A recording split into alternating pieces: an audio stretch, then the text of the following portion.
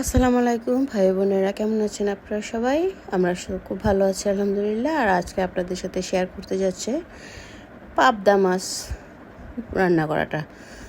তো বাজার থেকে নিয়ে আসা পাবদা মাছটাকে ফ্রেশ নিয়ে রান্না করার জন্য ভেজে নিল হালকা হলুদ মরিচ লবণ মিশিয়ে। আর তারপরে পেঁয়াজকে স্লাইস করে কেটে নিচ্ছে। আর ছুরির কাজটা খুব ভালোই পারে, আমি এবার ছুরির কাজটা তো চমৎকারভাবে পারি না। ছুরি দিয়ে পেঁয়াজ কাটলো, খুব সুন্দর করে কাটা হচ্ছে, আর এদিকে মাছটা ভাজা হচ্ছে। সব মিলেই দ্রুত গতিতে সবগুলো করে নিল। রাতেই আমরা এটা খাবো এই জন্য।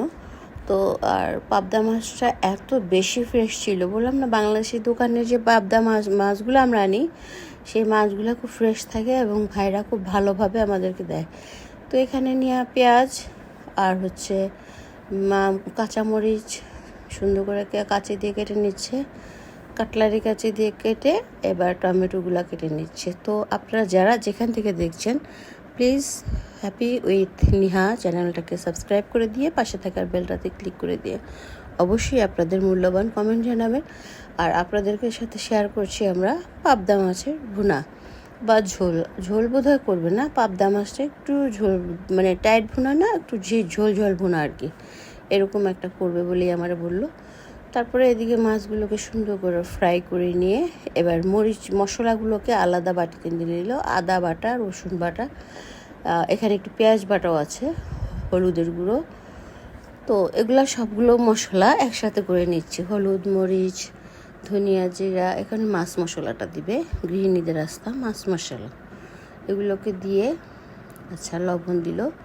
এবার এগুলোকে পানি দিয়ে মিশিয়ে মশলাটাকে আগে সুন্দর করে গুলে নিল। এইভাবে তরকারিটা রান্না করলে কিন্তু আসলে একটু ভালো হয়। মশলাটা বেশ সুন্দরভাবে সুন্দরভাবে মিশ্রণ হয় আর কি। এবার ওই মাছ ভাজা তেলটাকে একটু ছেঁকে নিল, এটাতেই রান্না করবে। তো খুব ভালোভাবে সুন্দরভাবে মাছটাকে রান্না করা হচ্ছে। আমি জানি আপনারা সবাই খুব ভালো রান্না পারেন। আর নেহা যেহেতু স্টুডেন্ট, আর নেহা সুন্দরভাবে আপনাদের সাথে প্রেজেন্ট করছে, তাই আপনাদের মূল্যবান কমেন্টটাও জানাবেন কেমন হলো, কেমন লাগলো। খুব সুন্দরভাবে মাছটার পেঁয়াজটা ভেজে দিয়ে মিক্স করা মশলাটা এর মধ্যে ঢেলে দিল।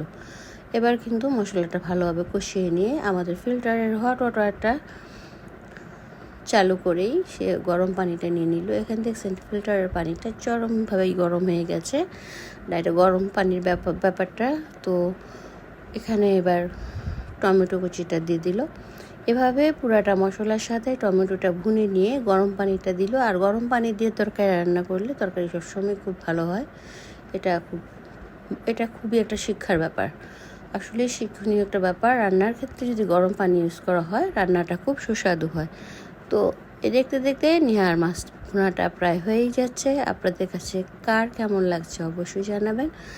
আর আপনাদেরকে অবশ্যই বলবো লাইক দিবেন, সাবস্ক্রাইব করবেন, পাশে থাকার বেলটাতে ক্লিক করে অবশ্যই আপনাদের মূল্যবান কমেন্ট জানাবেন। এবার ধনিয়া পাতাটাও কুচি করে কেটে নেওয়া হচ্ছে। এই মাছের রান্নার শেষে এটার উপর দিয়ে দেওয়া হবে। আর এরপরে তৈরি হয়ে গেল পুরা মাছটা রান্না করা। এবার ধনিয়া পাতা ছিটিয়ে দিচ্ছে। এবার কিন্তু সম্পূর্ণ মাছটা রান্না হয়ে গেছে। আর তরকারিটা কত সুন্দর একটা কালার এসেছে, সত্যি খুব চমৎকার। দেখতে যেমন হয়েছে, খেতেও খুবই সুস্বাদু। আল্লাহ হাফেজ।